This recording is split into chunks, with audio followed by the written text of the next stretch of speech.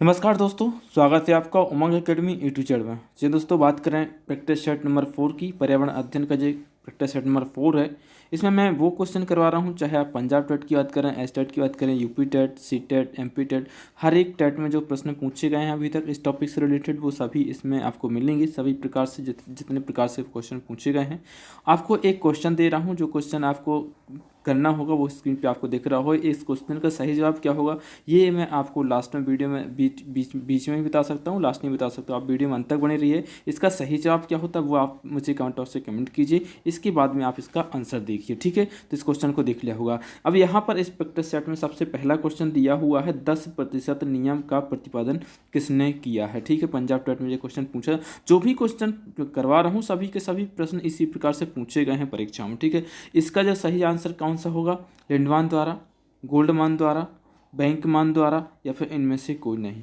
ठीक है। तो इसका सही जवाब क्या है, इसका 10% नियम का मतलब है कि ऊर्जा का जो स्थानांतरण होता है एक स्तर से दूसरे स्तर में, वो कितना होता है, 10% होता है। कितना होता है, 10% होता है।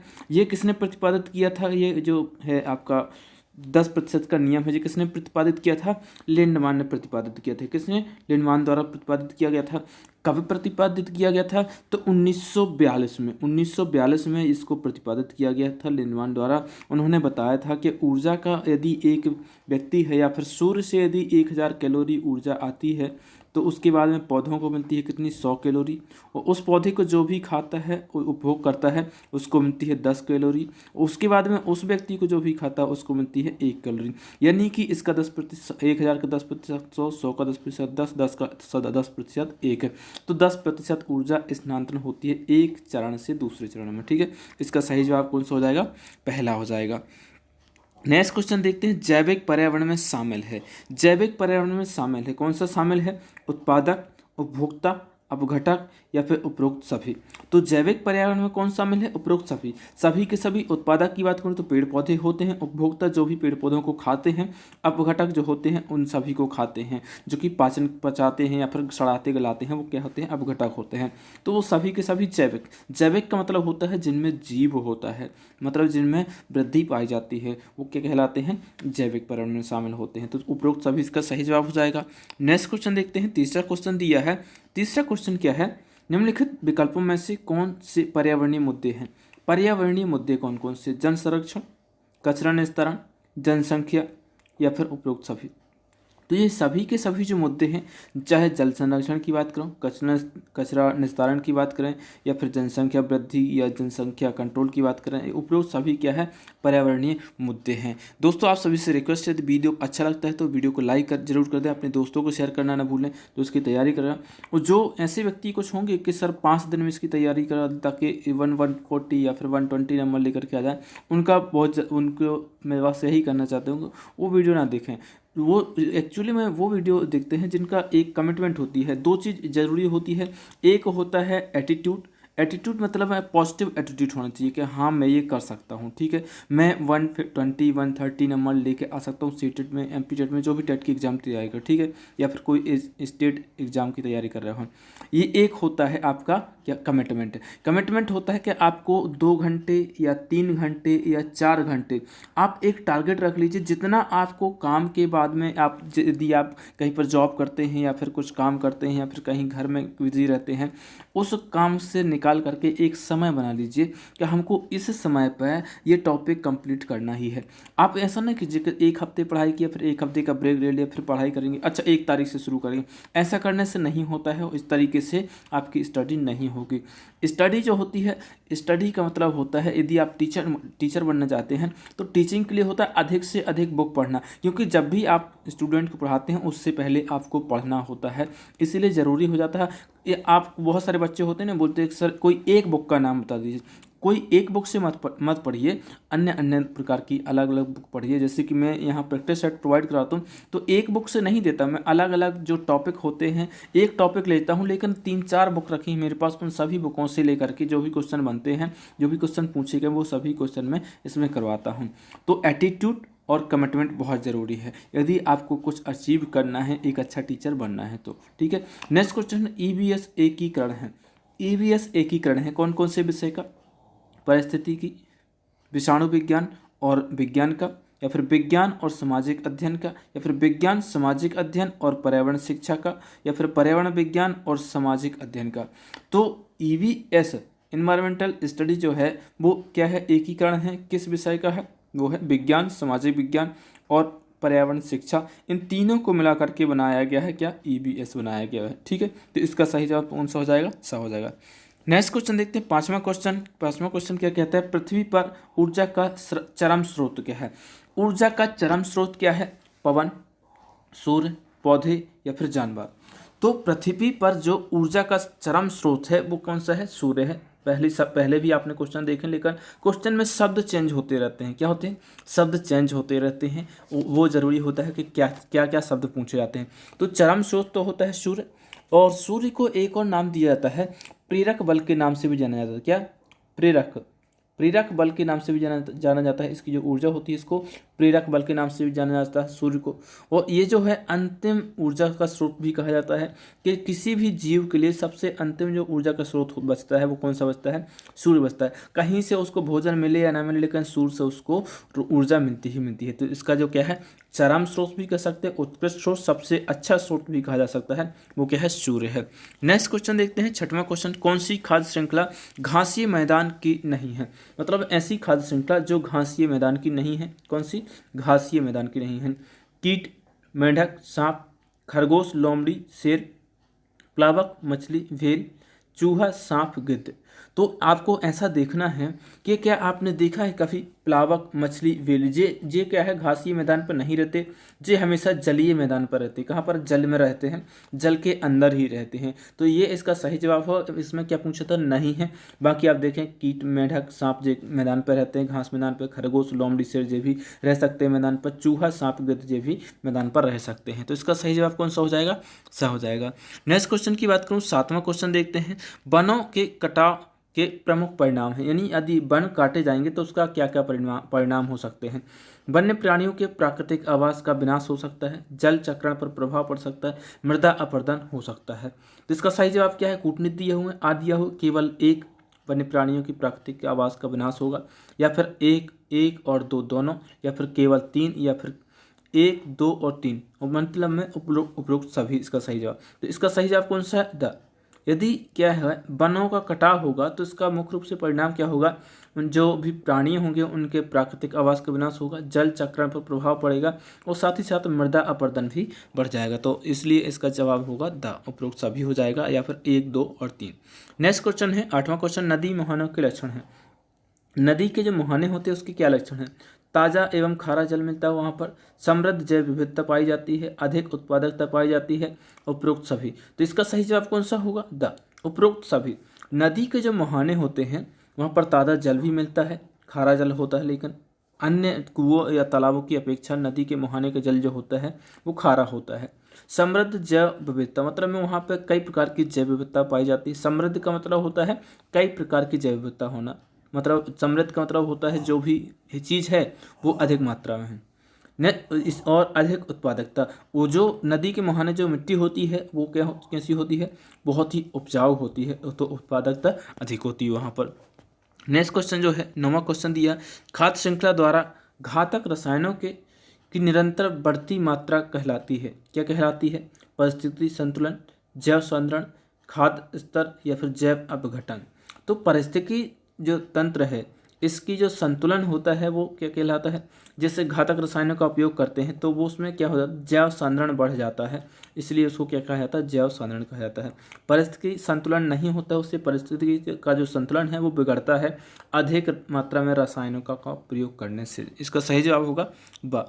आप सभी से रिक्वेस्ट है, यदि चैनल को सब्सक्राइब नहीं किया तो सब्सक्राइब कर लें, और साथ ही साथ में उसका एक बेल आइकन होगा उसको प्रेस कर लें, ताकि जैसे वीडियो डलेगा उसका नोटिफिकेशन आपको मिल जाएगा। जिस प्रकार से अभी आप देख रहे हैं कि जेल प्रहरी के एग्जाम होने वाले हैं, उसी प्रकार से MP टेट की भी डेट तो अभी भी अनाउंस है ही, लेकिन उसको संभावना यही जताई जा रही कि वो अब चेंज नहीं होगी, क्योंकि कोविड-19 बहुत लंबा चल सकता है। अभी वैक्सीन आई नहीं है, कब तक इसका टीकाकरण होगा बहुत लंबा समय लगेगा, इसलिए ये परीक्षा है वो धीरे धीरे सावधानी के साथ में, जैसे शिफ्ट कम होनी थी, यदि 15 दिन एग्जाम होना था तो वो 20 दिन किया जाएगा, 25 दिन किया जाएगा, ताकि उसमें थोड़ा सा क्या रहे, उसमें बच्चों के में डिस्टेंसिंग का मेंटेन किया जा सके। डिस्टेंसिंग जल चक्र को नियंत्रित करता है। नेक्स्ट क्वेश्चन क्या है, जल चक्र को नियंत्रण करता है, कौन करता है? घास स्थल, वन, प्लावक या फिर उपरिरोही।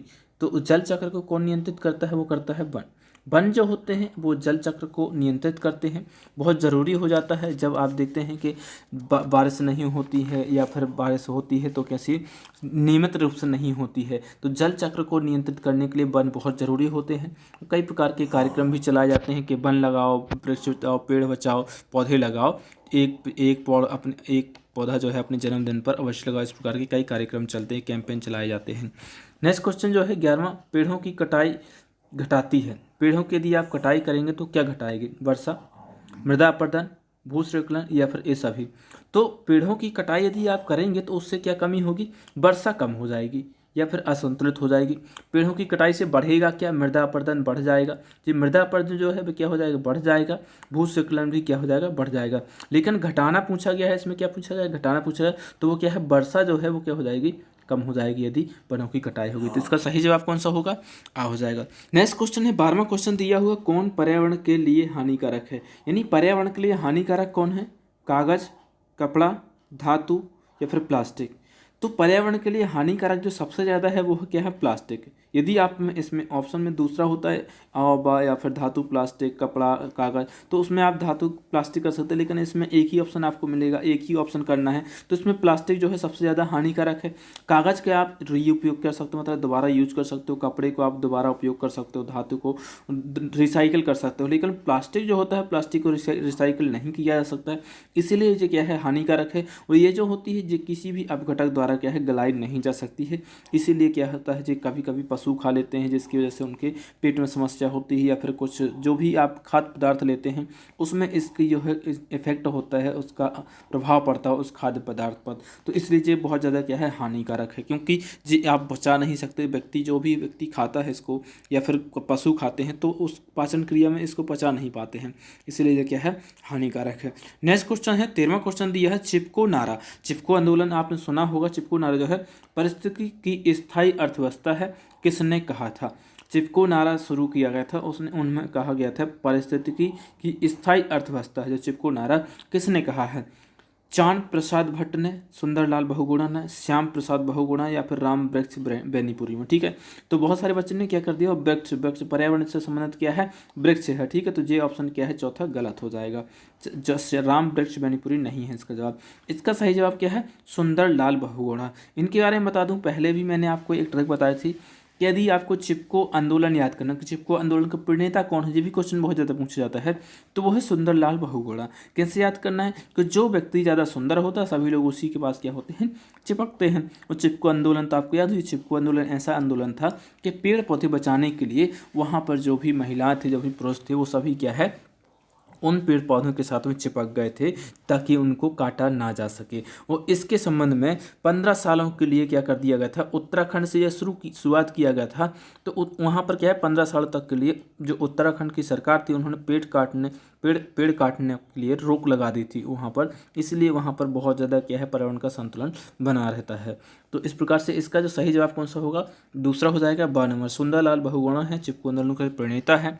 और इनका जन्म की बात करूँ तो 9 जनवरी को इनका जन्म हुआ था, 1927 में हुआ था। वर्तमान की बात करूँ तो उत्तराखंड में 1927, इसको याद रखिए कि 9 जनवरी 1927 को इनका जन्म हुआ था। चिपको आंदोलन के प्रणेता है। नेक्स्ट क्वेश्चन देखते हैं। 14वां क्वेश्चन है, आसपास के वातावरण में पशुओं और पौधों के संबंध के अध्ययन को क्या कहते हैं? जो आसपास का वातावरण होता है उसमें पशु होते हैं, पौधे भी होते हैं, उनके अध्ययन को क्या कहते हैं? उनके जो संबंध होता है एक दूसरे के बीच में, उसको क्या कहते हैं? पारिस्थितिकी विज्ञान, निर्जाति विज्ञान, वंशावली विज्ञान या प्रतिभा शास्त्र विज्ञान। तो क्या कहा जाता है? उसको कहा जाता है पारिस्थितिकी विज्ञान। पारिस्थितिकी विज्ञान जो है उसको कहा जाता है, जिसमें आप देखेंगे कि जो भी जीव जंतु होते हैं, पशु पक्षी होते हैं, पेड़ पौधे, उनके अध्ययन किया जाता है। उन सबको क्या कहा जाता है? पारिस्थितिकी। नेक्स्ट क्वेश्चन है क्या दिया हुआ? 15वां क्वेश्चन, इकोलॉजी शब्द की रचना किसने की थी? इकोलॉजी शब्द जो है इसी को कहा जाता है जिसमें आपके जो पशु पक्षी होते हैं, पेड़ पौधे होते हैं, इन सभी का अध्ययन जो होता है, उनके संबंधों के बारे में चर्चा की जाती है। किस प्रकार से उनका अध्ययन होता है, किस प्रकार से उनका रहन सहन होता है, किस प्रकार से उनका खान पीन, किस प्रकार से उनकी आवश्यकता होती है। तो इकोलॉजी शब्द, ठीक है, इसका सबसे पहले किसने उपयोग किया था या फिर इसकी रचना किसने की थी? अर्नेस्ट हैकेल, जी एल्विन हचिंस्टन या फिर ह्यूगो डी राइस या फिर रॉबर्ट ब्राउन। ठीक है, रॉबर्ट ब्राउन ने किस चीज़ की खोज की थी जी, आप मुझे कमेंट बॉक्स में कमेंट कीजिए। कमेंट लिखना है रॉबर्ट ब्राउन और डैश करके लिख देना किसकी खोज की थी। ठीक है, ये एक ऑप्शन है, मतलब होमवर्क के रूप में आपको ये करना है। इसका सही जवाब अर्नेस्ट हैकेल। अर्नेस्ट हैकेल ने इकोलॉजी शब्द का क्या किया था, सबसे पहले उपयोग किया था। और इकोलॉजी शब्द जो है वो दो शब्दों से मिलकर के बना है, एक तो इको और एक दूसरा है लोजोई। ठीक है, जो ग्रीक शब्दों से मिलकर के बना है। जो इकोलॉजी शब्द जो है दो शब्दों से मिलकर आइको, जैसे इस प्रकार से लिख आईकास। ठीक है, अवकाश का मतलब होता है घर है, हाउस। और लोगोस जो होता है उसका मतलब होता है स्टडी, मतलब अध्ययन। ठीक है, तो इस प्रकार से इसका जो सही जवाब कौन सा हो जाए, अर्नेस्ट हैकेल है, इन्होंने इकोलॉजी शब्द का प्रयोग किया था।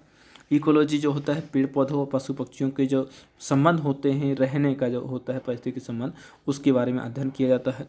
नेक्स्ट क्वेश्चन जो है 16वां क्वेश्चन दिया हुआ है, निम्नलिखित में से किससे अजैविक पर्यावरण के एक भाग के रूप में नहीं माना जाता है। क्या है, अजैविक पर्यावरण के भाग के रूप में नहीं माना जाता है। याद रखिए, अजैविक पर्यावरण के भाग के रूप में नहीं माना जाता है, यानी कि उसको जैविक माना जाता है। पौधे, वायु, पानी, मिट्टी। तो इसका सही जवाब कौन सा होगा, पौधा जो है वो उसको जैविक माना गया है। पौधा क्या है, जैविक है, बाकी सब क्या है, अजैविक है। पौधा जैविक है क्योंकि उसकी वृद्धि होती है, वो श्वसन क्रिया करता है, उसमें सभी क्रियाएं होती है जो कि एक प्रकार से मनुष्य में होती हैं, इसलिए वो क्या है, जैविक है। जैसे वायु है, पानी है, मिट्टी, ये सब क्या है, अजैविक के उदाहरण माने गए। तो इसका सही जवाब कौन सा हो जाएगा, पहला हो जाएगा। अब रहा आपका जो एक क्वेश्चन मैंने दिया था, वो क्वेश्चन उस क्वेश्चन का सही जवाब क्या होगा। क्वेश्चन क्या था, ऊर्जा संवहन के निम्नलिखित आरेख को ध्यानपूर्वक देखें। उपरोक्त में से सही जवाब को देना है। सबसे पहले क्या आएगा, दो बकरी, दो सूरज, एक सूरज, एक सूरज। तो सबसे पहले तो क्या आएगा, सबसे नंबर 1 पे क्या आएगा, सूरज आएगा। इतना आपको पता होगा, इसलिए पहले और दूसरे ऑप्शन आपके क्या हो जाएंगे, गलत हो जाएंगे। इसके बाद में यदि आप देखेंगे यहाँ पर तीसरा दिखा है, इसके बाद में सीधा 5वां दिखा है।